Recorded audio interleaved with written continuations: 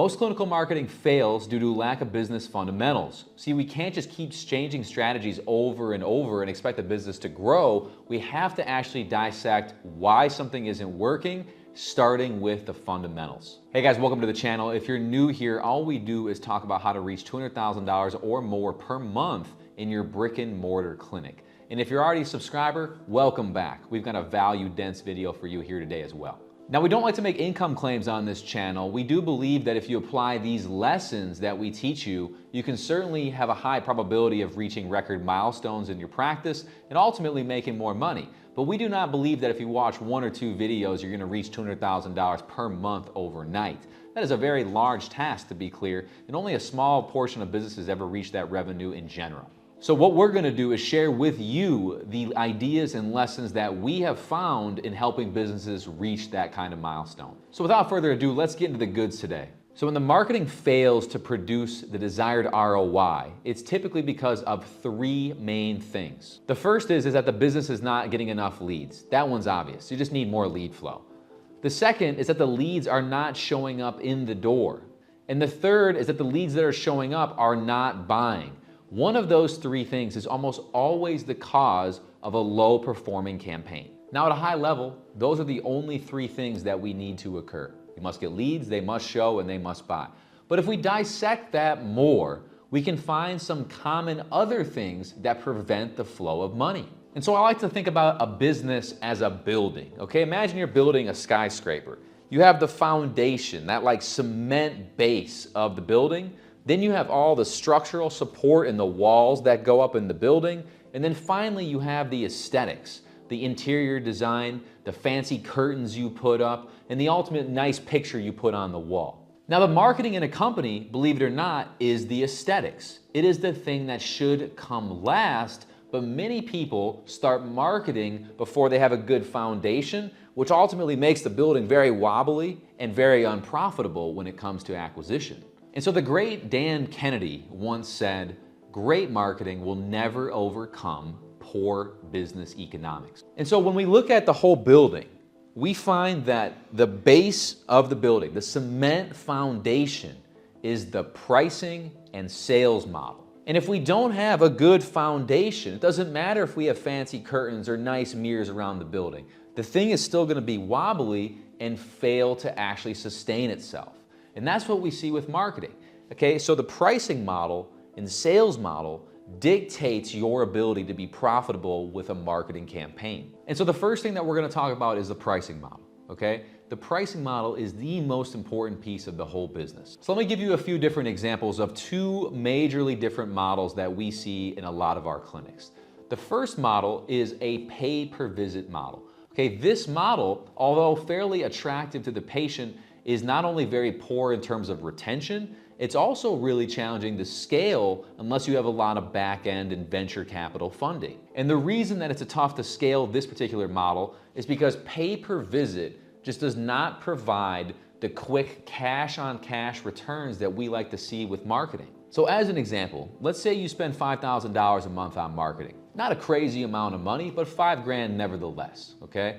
And with that, you know that every patient, you have a pay per visit model, and every time a patient visits you, you get paid $65, right? You're like, great, I get paid $65 a session. Here's the problem.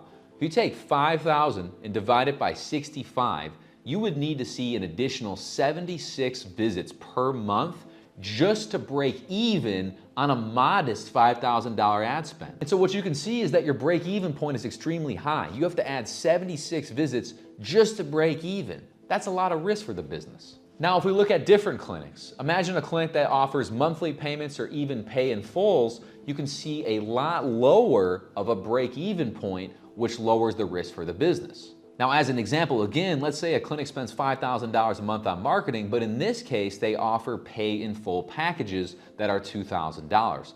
Well, the second clinic, they only need to convert three people per month to not only break even, but turn a profit on patient acquisition. That would mean that they spent $5,000, they converted 3 people at $2,000 per person. That's $6,000. So they literally made the $5,000 back and they got the additional $1,000 bucks, and their break-even point was only 3 people. Now that is much less risky than having to get 76 visits in over the course of a month just to break even. You can see how much easier it is for these certain organizations to scale because of their ability to collect larger sums of cash up front. So why does any of this matter? Well, ultimately, the clinic that can spend the most amount of money to acquire a customer is ultimately going to win inside of their neighborhood. And so let me be clear in saying that if you design your pricing model and sales model correctly, you don't necessarily ever need to have a marketing budget, because when you spend the money, $5,000 let's say, you're confident that within the next 30 days, you're gonna get that $5,000 back, maybe even some additional cash, which then allows you to take the $5,000 that returned and apply it to your next month's marketing. You see, marketing is not a deficit game anymore. We can acquire patients at a profit so that we always have a liquidity factor to invest in future marketing. Now, the second part of this conversation has to do with sales. We have to be willing to sell in accordance with the pricing model across our organization. And I want to bring this up because we've had partners and people that we've worked with, admittedly, that have gotten soft when it comes to this. That means that we lay out a pricing model that we know has a very low break-even point for the office, and then we find that the clinician and their staff are selling packages that are significantly less than the intended price point. And so again, that's a little bit of a mindset around money conversation that we're not going to save for this video. We talk much deeper about that kind of stuff inside of our accelerator program and our master clinical marketing program. See, you guys on the surface here on YouTube, you guys get just a little bit of a flavor on what we teach our inner circle clients in terms of our master clinical marketing and our accelerator program. Inside those programs, we get much deeper with our clients, and we actually get inside their business to understand their pricing models, their sales models, and we design things that have a high probability to be extremely profitable once we apply the marketing. You see, marketing is only like fuel on a fire. But if the fire is already dull and kind of going out, even the best fuel is not going to get you to a bonfire type level. That's what we help with deeply inside of our programs, is getting to know your business and then tailoring these ideas that I share with you on here to the specifics of the business. And so here are some best practices when it comes to sales and pricing that you should consider for your clinic. The first is you want to have a one-to-one cash-on-cash return over your first 30 days. Again, that means that if you spend $5,000 a month on marketing, you want to make the $5,000 back in the first 30 days. That offsets your investment, it becomes a wash, you got your $5,000 back in the bank, now you can invest in marketing the second month. The second is that we want to have a 5-to-1 lifetime value to cost of acquisition ratio.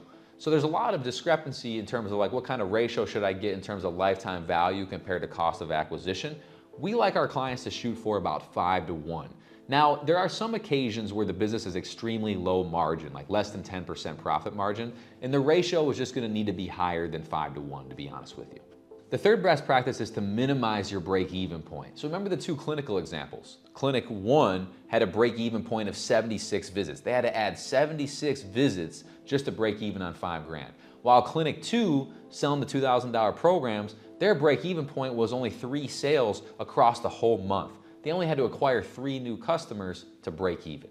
And so relating all these best practices back to sales, you need to track these metrics as the leader inside of your organization. And if you find that your team and your staff is selling packages to patients at a much lower rate than the actual pricing strategy allows for, then we need to coach the team up. We need to actually teach them how to deliver more perceived value to the patient so that ultimately they don't need to just start sucking off money to get people to take action. See, that's a sign of a novice closer, to be clear, is somebody who immediately when they get a pricing objection, they try to like find ways to like get the money, like they skim the money off, they finance for too long a periods of time, they do all kinds of stuff just to try to win the business, when in reality it's like, yeah, you might win the business, but you're sacrificing the long-term profitability in terms of our ability to reinvest in the business's growth. So salespeople have to be properly trained to sell at the desired price points. Now to wrap things up here today, first and foremost, okay, consider your business like a building. The foundation is your pricing and sales model. You must get that correct before you add fuel, before you put up curtains, before you make everything pretty, and what color you want to paint the walls, dude.